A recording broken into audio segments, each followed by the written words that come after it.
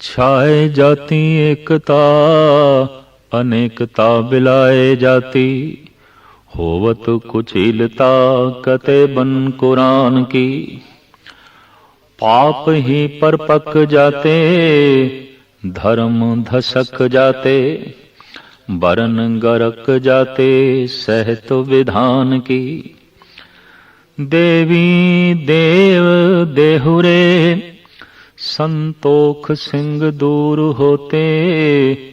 रीत मिट जाती, कथा वेदन पुराण की। श्री गुरु गोबिंद सिंह, पावन परम सूर। मूरत न होती, जो पै करुणा निधान की। हर सच्चे तख्त रचाया, सतसंगत मेला। नानक निर्भो निरंकार, विच सिद्धां खेला। गुर सिमर मनाई काल का, खंडे की वेला। पियो पौल खंडे धार, होए जन्म सुहेला। संगत कीनी खालसा, मन मुखी दोहेला। वाहो वाहो गोबिंद सिंह, आपे गुर चेला। पंथ दे वाले, शक्ति ते भगती दे संगम। धन गुरु गोबिंद सिंह जी महाराज दा अवतार पो सुदी सतवीं संमत 1723 हरि मंदिर पटना साहब बिहार विखे होया। आप जी दे पिता त्याग वैराग दी मूर्ति धन गुरु तेग बहादुर साहब जी महाराज सन ते आप दी माता पावन गुजरी जी। आप जी दे महल माता सुंदरी जी ते कुआरा डोला माता साहब देवा जी। गुरगद्दी मगर सुदी 3 संमत 1732 आनंदपुर साहब विखे प्राप्त हुई। आप जी दे 4 साहिबजादे बाबा अजीत सिंह जी, बाबा जुजार सिंह जी, बाबा जोरावर सिंह जी ते बाबा फतेह सिंह जी सन। आपने खालसे दी साजना की थी।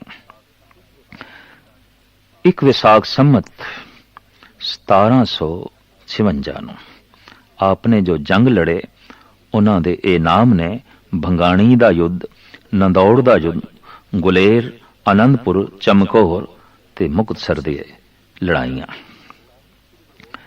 साहिब श्री गुरु गोबिंद सिंह जी महाराज दा जदों अवतार आगमन होया है, कहंदे ने अंबाले विच एक सूफी फकीर जिसदा नाम भीखन शाह सी,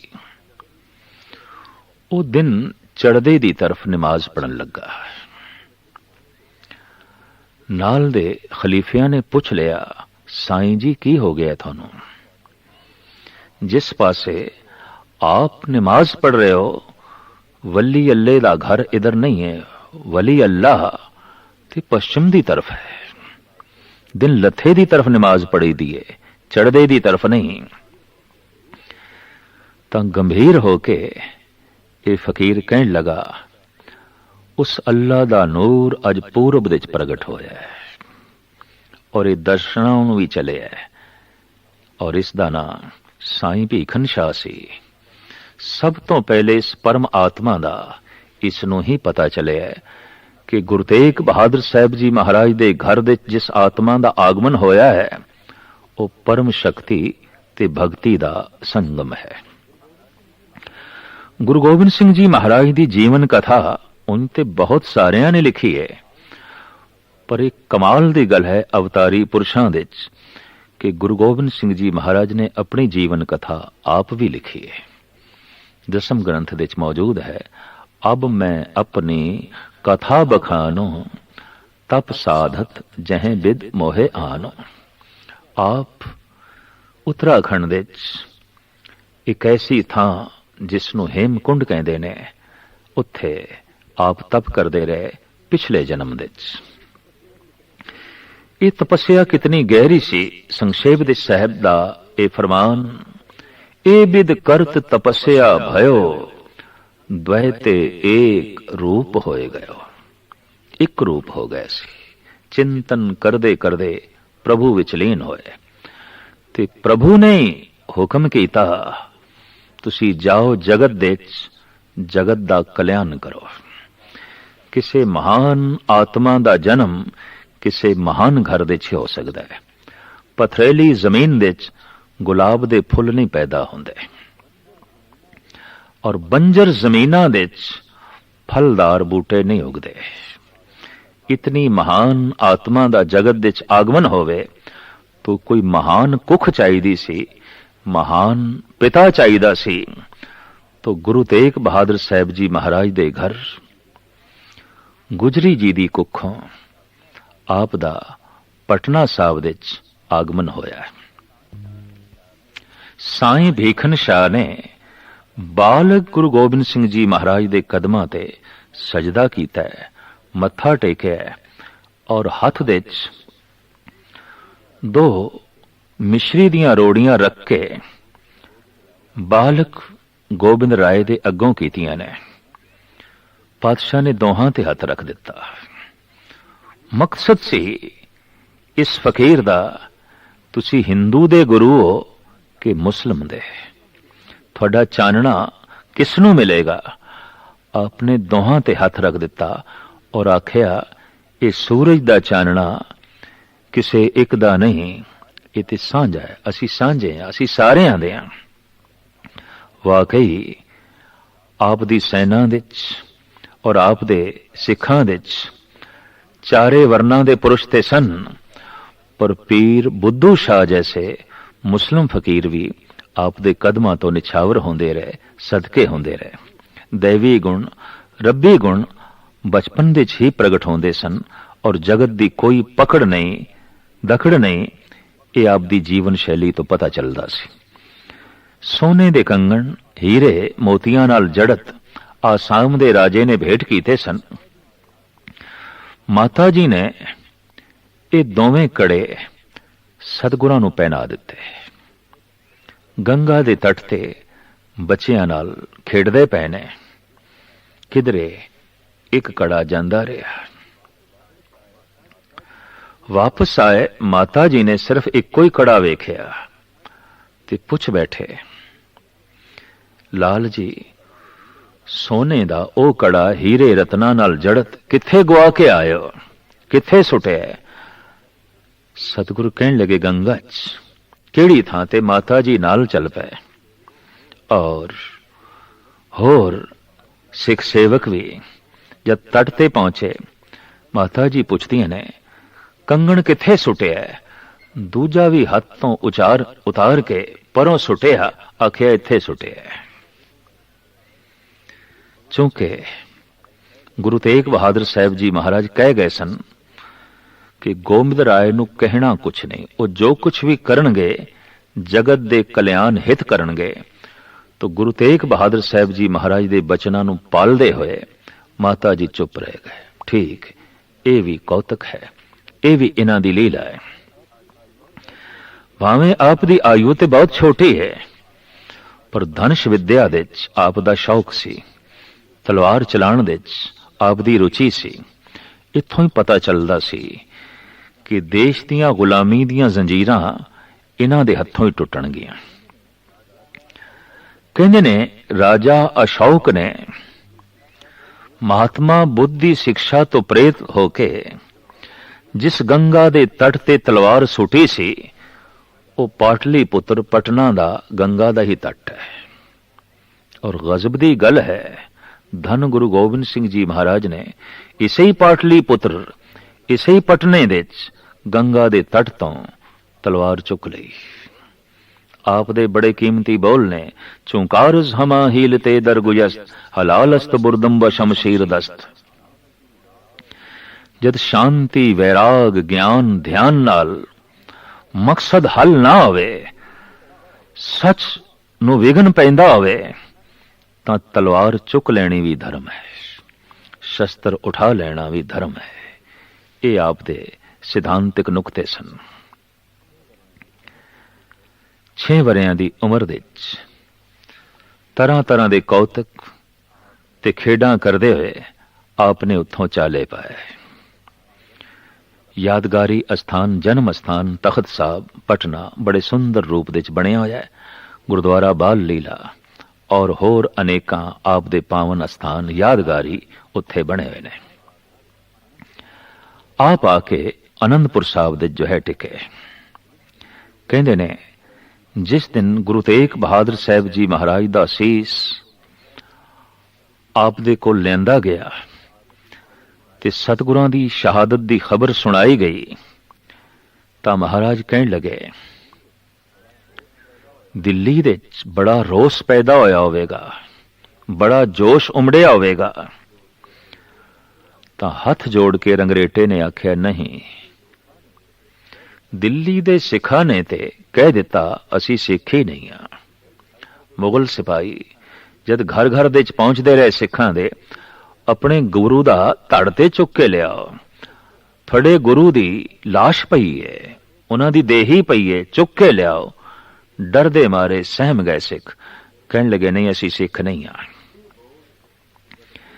ਇਹ ਬੋਲ ਜਦ ਰੰਗਰੇਟੇ ਨੇ ਸੁਣਾਏ ਤਾਂ ਗਰਜਦੀ ਹੋਈ ਆਵਾਜ਼ ਵਿੱਚ ਗੋਬਿੰਦ ਰਾਏ ਨੇ ਇਹ ਬੋਲ ਆਖੇ ਨੇ, ਸੁਨ ਸ੍ਰੀ ਕਲਗੀ ਧਰ ਐਸੇ, ਬੋਲੇ ਗਰਜਤ ਜਲ ਧਰ ਜੈਸੇ। ਇਸ ਤਰ੍ਹਾਂ ਗਰਜੇ ਜਿਵੇਂ ਕਿ ਬੱਦਲ। ਅਬ ਇੱਕ ਐਸੋ ਪੰਥ ਬਣਾਓ, ਸਗਲ ਜਗਤ ਬਿਖੇ ਬਹੁ ਬਿਧ ਭਾਉ। ਲਾਖੋ ਨਰ ਜਗ ਕੇ ਇੱਕ ਥਾਏ, तामे मिले एक सिख जाए। सब में पृथक पछानो परे, छपे न छपे कैसहू करे। गरजदे होया कहन लगे मैं हुण सिख दा स्वरूप ही ऐसा बना देंगा, उस तो पुछण दी लोड़ ही नहीं रहेगी तू सिख है कि नहीं। उहदी शक्ल सूरत दसेगी, उहदा रूप रंग दसेगा और लखां मनुखां दे खड़े होया भी दिसेगा ये सिख है। लाखों नर जग के एक थाए, तामे मिले एक सिख जाए। सब में पृथक पछानो परे, छपे न छपे कैसहू करे। यथा बगन में हंस न छपे, गिरजन विखे मोर ज्यों दिखे। तिमना ना बेखन के माही, मम सिक्को सगले फरखाई। वक़्त दे नाल नाल आप देश दी तामीर दे च जुटे। भगती भावना दे दरिया चलते रहे।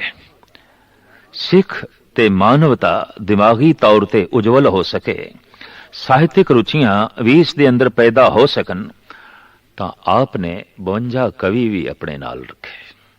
ਇਸ ਤੋਂ ਆਪ ਦੀਆਂ ਸਾਹਿਤਿਕ ਰੁਚੀਆਂ ਦਾ ਪਤਾ ਚੱਲਦਾ ਹੈ। ਔਰ ਆਪ ਨੇ ਵਕਤ ਦੇ ਨਾਲ ਨਾਲ ਪੌਂਟਾ ਸਾਹਿਬ ਵਿੱਚ ਬੈਠ ਕੇ ਇੱਕ ਮਹਾਨ ਗ੍ਰੰਥ ਦੀ ਰਚਨਾ ਕੀਤੀ ਜਿਸ ਨੂੰ ਗੁਰੂ ਦਸਮ ਗ੍ਰੰਥ ਕਰਕੇ ਕਹਿੰਦੇ ਨੇ। ਜਾਪ ਸਾਹਿਬ ਆਪ ਦੀ ਅਜ਼ੀਮ ਰਚਨਾ ਹੈ। ਅਕਾਲ ਉਸਤਤ ਗਿਆਨ ਪ੍ਰਭੂਤ ਜੋ ਹੈ ਬਾਣੀ ਹੈ ਔਰ ਇਸੇ ਤਰੀਕੇ ਨਾਲ ਅਨੇਕਾਂ ਸ਼ਬਦ ਨੇ। ਫਿਰ ਆਪ ਨੇ ਦੇਸ਼ ਦੇ ਪ੍ਰਾਚੀਨ ਧਰਮ ਗ੍ਰੰਥਾਂ ਦਾ ਬ੍ਰਿਜ ਭਾਸ਼ਾ ਵਿੱਚ ਉਲੱਥਾ ਵੀ ਕੀਤਾ, ਮਹਿਜ਼ ਇਸ ਵਾਸਤੇ ਕਿ ਵਕਤ ਦੇ ਬ੍ਰਾਹਮਣ ਇੱਕ ਤੇ ਕਹਿੰਦੇ ਸਨ ਵਿਦਿਆ ਸਿਰਫ ਬ੍ਰਾਹਮਣ ਪੜ ਸਕਦਾ ਹੈ, ਦੂਜਾ ਤੀਜਾ ਨਹੀਂ, ਔਰ ਅਰਥਾਂ ਦਾ ਅਨਰਥ ਕਰਦੇ ਸਨ। ਤੋ तमाम ਧਰਮ ਗ੍ਰੰਥਾਂ ਦਾ ਸਤਿਗੁਰ ਨੇ ਉਲੱਥਾ ਕੀਤਾ ਬਈ ਪੜ੍ਹ ਲਓ ਸਾਰੇ, ਪੁਰਾਣਾ ਇਤਿਹਾਸ ਇਹ ਸੀ ਔਰ ਧਰਮ ਗ੍ਰੰਥਾਂ ਵਿੱਚ ਇਹ ਕੁਝ ਸੀ ਔਰ ਸਾਰੇ ਹੀ ਪੜ੍ਹ ਲਓ, ਸਾਰਿਆਂ ਨੂੰ ਪਤਾ ਚੱਲ ਜਾਏ ਪੁਰਾਣਾ ਧਰਮ ਕੀ ਸੀ। ਤੇ ਸਭ ਕੁਝ ਲਿਖਣ ਦੇ ਬਾਵਜੂਦ ਸਾਹਿਬ ਕਹਿੰਦੇ ਨੇ ਕਿ ਮੈਂ ਇਹ ਜੋ ਸਭ ਕੁਝ ਲਿਖਿਆ ਹੈ ਇਹ ਮੇਰੇ ਆਪਣੇ ਖਿਆਲ ਨਹੀਂ, ਮੈਂ ਅਨੁਵਾਦ ਕੀਤਾ ਹੈ। ਦਸਮ ਕਥਾ ਭਾਗਵਤ ਕੀ ਭਾਖਾ ਕਰੀ ਬਣਾਏ, ਅਵਰ ਬਾਸਨਾ ਨਾਹੇ ਪ੍ਰਭ ਧਰਮ ਯੁੱਧ ਕੇ ਚਾਏ। ਮੈਂ ਸਿਰਫ ਅਨੁਵਾਦ ਕੀਤਾ ਹੈ ਔਰ ਮੈਨੂੰ ਧਰਮ ਯੁੱਧ ਕਰਨ ਦਾ ਸ਼ੌਕ ਹੈ ਔਰ ਮੈਂ ਸਿਰਫ ਅਕਾਲ ਪੁਰਖ ਦਾ ਪੁਜਾਰੀ ਹਾਂ। ਮੈਂ ਨਾ ਗਣੇਸ਼ੇ ਪ੍ਰਥਮ ਮਨਾਉ, ਕਿਸ਼ਨ ਬਿਸ਼ਨ ਕਬਹੂ ਨਹੀਂ ਦਿਆਉ। ਕਾਨ ਸੁਨੇ ਪਹਿਚਾਨ ਨ ਤਿਨ ਸਿਉ, ਲਿਵ ਲਾਗੀ ਮੋਰੀ ਪਗ ਇਨ ਸਿਉ। ਮੈਂ ਤੇ ਇੱਕ ਅਕਾਲ ਦਾ ਪੁਜਾਰੀ ਔਰ ਜਗਤ ਨੂੰ ਅਕਾਲ ਪੁਰਖ ਦੇ ਨਾਲ ਜੋੜਨ ਲਈ ਆਇਆ। ਸਵੈਮਾਨ ਨਾਲ ਅਣਖ ਦੇ ਲੋਕੀ ਜੀ ਸਕਣ, ਬੇਗੈਰਤ ਨਾ ਜੀਵਨ ਦੇਸ਼ ਤੇ ਕੌਮ ਦੀ ਜੋ ਹੈ ਵੰਡ ਨਾ ਕਰਨ ਔਰ ਬੇਚੈਨ ਨਾ, ਇਸ ਤਰ੍ਹਾਂ ਦੇ ਮੈਂ ਜਜ਼ਬਿਆਂ ਨੂੰ ਉਭਾਰਨਾ ਹੈ। रूहानी जज्बिਆਂ ਨੂੰ ਉਭਾਰਨ ਲਈ ਗੁਰੂ ਨਾਨਕ ਦੇਵ ਜੀ ਮਹਾਰਾਜ ਨੇ ਕੀਰਤਨ ਦਾ ਆਸਰਾ ਲਿਆ। ਇਸ ਤਰ੍ਹਾਂ ਕੀਰਤਨੀਆਂ ਦੇ ਜਨਮਦਾਤੇ ਗੁਰੂ ਨਾਨਕ ਦੇਵ ਜੀ। ਸਿੱਖ ਵਿਚਾਰਕ ਵੀ ਹੋਵੇ, ਕੀਰਤਨ ਕਿਉਂ ਕਰਨਾ ਹੈ ਤੇ ਕਿਸ ਦਾ ਕਰਨਾ ਹੈ, ਇਸ ਦਾ ਬੋਧ ਵੀ ਮਿਲ ਸਕੇ, तो धन गुरु अर्जन देव जी महाराज ने शब्द दी विचार कथा दी परंपरा भाई गुरदास जी दे राही तोरी। इतिहास का भी सिख ज्ञाता होवे, इतिहास नूं भुल ना जावे। और ये गल मन्नी परमन्नी है, जिस कौम का कोई इतिहास नहीं वो कौम कोई कौम नहीं, मिटदियां देर नहीं लगती। सारियां कौमां अपने इतिहास ते खड़ियां ने, तो इतिहासिक रुचियां उजागर करन लई और सूरबीरता पैदा करन लई गुरु हरगोबिंद साहब जी महाराज ने ढाडी ਸਿੰਘਾਂ ਨੂੰ जन्म दिता। उत्थे ਸਾਹਿਤਿਕ रुचियां कला हुनर सारियां दे अंदर पैदा हो सके, तो कवि दरबारां नूं ते कवियां नूं जन्म दिता गुरु गोबिंद सिंह जी महाराज ने। और आप मान नाल अपने आप नूं भी कवि कहंदे ने, कवि आवाज थां थां ते अपने आप नूं कवि करके कहंदे ने, मैं एक कवि हां, मैं एक कवि हां। आपने अपनी मनोबिरती चाहत इंज प्रगट की है। साहिब श्री गुरु गोबिंद सिंह जी महाराज अकाल पुरख दे अगों इंज फरियाद करते हैं, हे परिपूर्ण परमात्मा, जो किछ इच्छ करो धन की, तो चलियो धन देसन देश ते आवे। ओ सब रिद्धन सिद्धन पे, हमरो नहीं नैक ही आ ललचावे। हे परिपूर्ण परमात्मा, मैं तेथों धन दी मंग नहीं करदा, धन ते अपने आप चल के मेरे कदमां दे आ रहा है। और मैं तेथों हे परिपूर्ण परमात्मा कोई रिद्धि ते सिद्धियां दी भी मंग नहीं करदा, ये मैनू बिल्कुल नहीं चाहिदियां। और सुनो कछ जोग बिखे कर कौन इतो, तप के तन तावे, जूझ मरो रण मैं तज भय तुम ते, बस श्याम अह बर पावे। रणभूमि दे देश दी खातर मजलूमां दी खातर लड़दियां लड़दियां अपने प्राण दे दियां, हे प्रभु इस तो इलावा होर कुछ भी नहीं चाहिए। इस तो ही पता चलता है कि आप कितने महान योद्धा सन, कितने सूरबीर, लेकिन आप कितने गहरे तपस्वी ने कि मैदान जंग दे च भी आप दी समाधि लग जाती है, आप दी सुरत जुड़ जाती है। ये सूरबीरता अगां चल के आप दे बच्चियां दे च भी नमूदार हुई, प्रगट हुई। और आपने अगां चल के खालसा पंथ दी साजना की थी, और बड़े निराले ढंग नाल। विसाखी वाले दिन मयान चो नंगी तलवार कढ़ के पूरे इकट्ठ नूं संबोधन करदियां कहण लगे, मैनू 5 सीस चाहिए ने। विचार तो सिख दा जन्म होया है, तलवार तो सिंह दा जन्म होया है। सिख भगती है, सिंह शक्ति है। सिख संत है, सिंह सिपाही है। सिपाही केवल सिपाही होंदे ने, संत केवल संत होंदे ने। लेकिन संगम कीता, संत बुजदिल ना होवे, उन्होंने सिंह बनाया है, सिपाही बनाया है, ते सिपाही जालम ना हो जाए, उसनों संत बनाया है। 9 पातशाहियां दी पहली कोशिश संत बनाया है, ते एक दी कोशिश उसे नूं सिपाही बनाया है, ताकि अपने संतपणे दी रक्षा कर सके। एक गाथा है, विश्वामित्र जी जद यज्ञ करते सन, राक्षस लोग उस दे च गऊ दा मांस सुट देंदे सन, तो दशरथ दे दरबार दे च फरियाद की ऋषि ने, राम ते लक्ष्मण पहरे दे रूप दे च मैनू चाहिए ने, ताकि मैं अपना यज्ञ संपूर्ण कर सका। ऐसा ही होया, दशरथ ने राम ते लक्ष्मण ते कुछ सेना भेजी। कलगीधर समूह भारतवासियों नूं संबोधन करदिआं कहण लगे, अपना यज्ञ खुद करो और उहदी रक्षा भी खुद करो। कितने चिर तक दूसरियां दे अगों हथ फैलाओगे? खुद रक्षक बनो, अपनी असमत दे, अपनी इज्जत दे, अपनी कौम दे, अपने धर्म दे, अपनी ईमान दे और अपने देश दे। अपने रखवाले खुद बनो। इस तरह गुरु गोबिंद सिंह जी महाराज ने संत नूं सिपाही बनाया और सिख नूं सिंह बनाया। ये ऐसी उम्मत है जो सारे जगत विच दो नामां नाल जानी जाती है, सिख करके, सिंह करके। आप दियां इन्हां रुचियां नूं वक्त दी हुकूमत बर्दाश्त नहीं करती सी। अंजाम यह होया है, आप दे दो वड्डे साहिबजादे चमकौर दे मैदान दे शहीद होए, आप दे दो छोटे साहिबजादे सरहंद विच दीवारां दे चिणे गए। ये अजीबो गरीब साखा घटना गुरु गोबिंद सिंह जी महाराज दे नाल हुई। बच्चियां ने हौसला नहीं हारिया, मैदान जंग विच लड़े ने, सूरबीरता दे नाल दीवारां दे चिणे गए ने, सबर दे नाल, शांति दे नाल। और इसनूं एक मुस्लिम शायर ने बड़े सोहणे ढंग नाल जो है लिखे है और वह मुशाबित देंदा है। कटवा दिए शिश शाम ने गीता को सुना कर। कुरुक्षेत्र दे मैदान विच जद अर्जन ने तलवार सुट दिती ते आख्या, भगवन मैं नहीं लड़ना। क्यों? सामने मेरे चचेरे भिरा दुर्योधन, ओ मेरा गुरु द्रोणाचार्य, ओ मेरा पितामह भीष्म, मैं अपने ते वार नहीं करना, मैं अपने नाल नहीं लड़ना। तां धन श्री कृष्ण ने जो महान आलम, राजनीति दे निपुण, धर्म दे महान ज्ञाता और संत स्वरूप आप दे समझाण दा बड़ा निराला ढंग। कहने लगे, अर्जन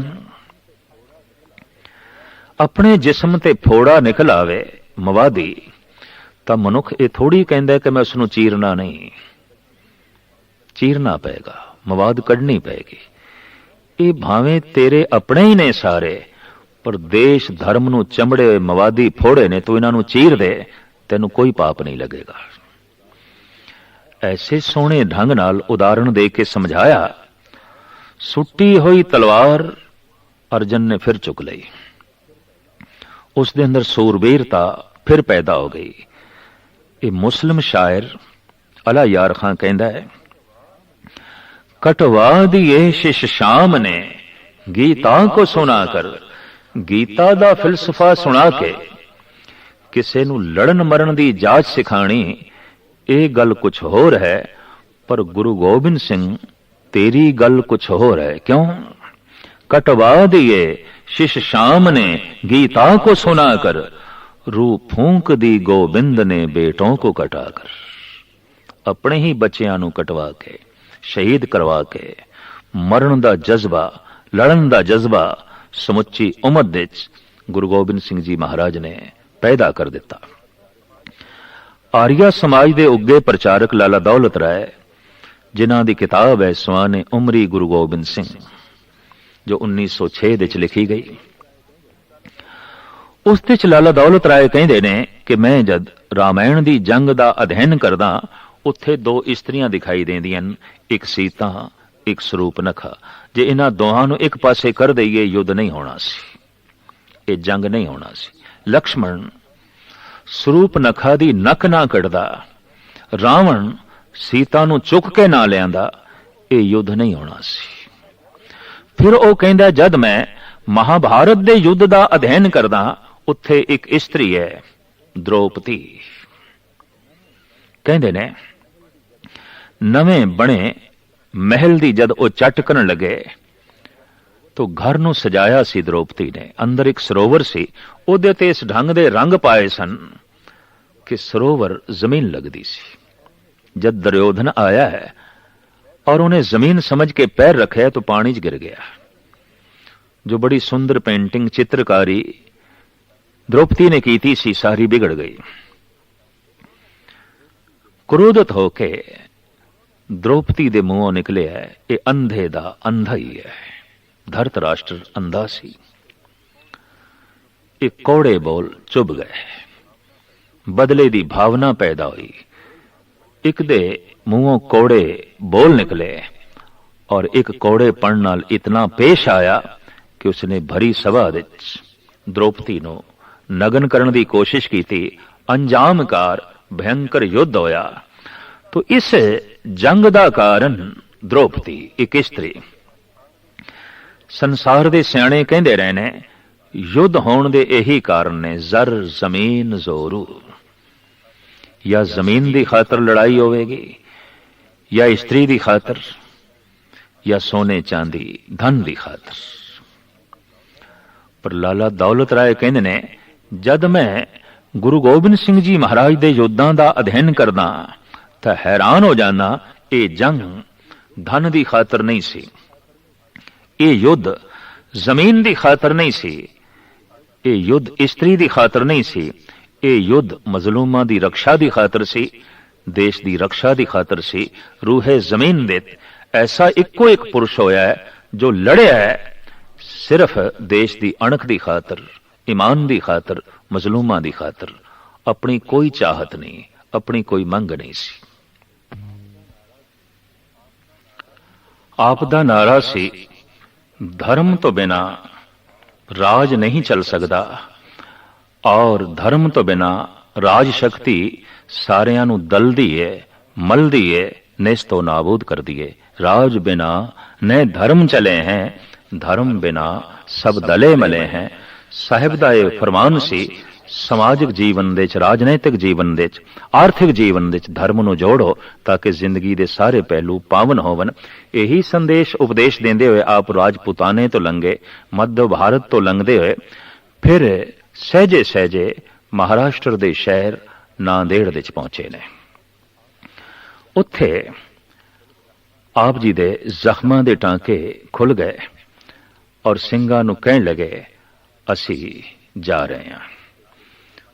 नारियल 5 पैसे रख के केसर दे छिट्टे मार के आपने गुरियाई गद्दी सदीवी गुरु ग्रंथ साहब जी महाराज दे हवाले की थी और सिखां नूं उपदेश कीता।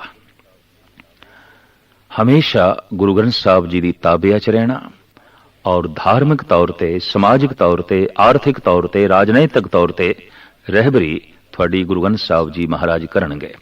पर सिखां ने बेनती की थी, पातशाह जे कदी साडा जी करे आप दा तन वेखना है, आप दी ये प्यारी मूरत भी वेखनी है। तो सतगुरां ने उत्थे जिहड़े बचन कहे ने वो ये ने, सिख सो रहत पंच जो मिले, मम स्वरूप सो जानो भले।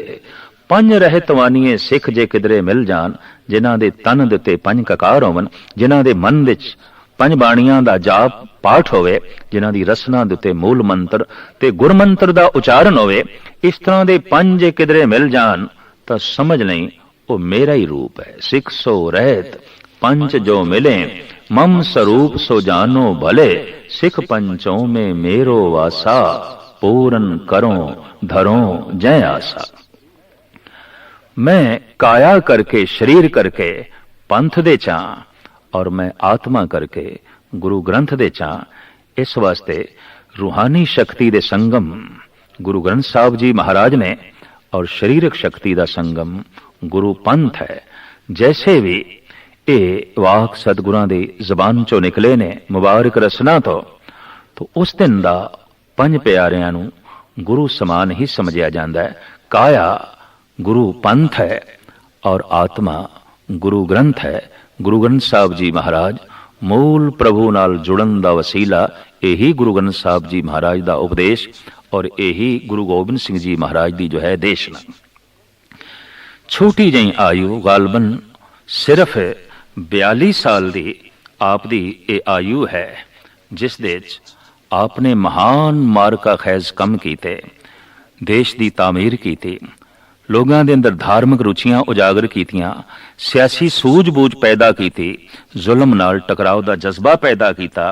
अखीर नूं कत्तक सुदी 5 संमत 1765 अबचल नगर श्री नांदेड़ साहब विच आप ज्योति जोत समा गए।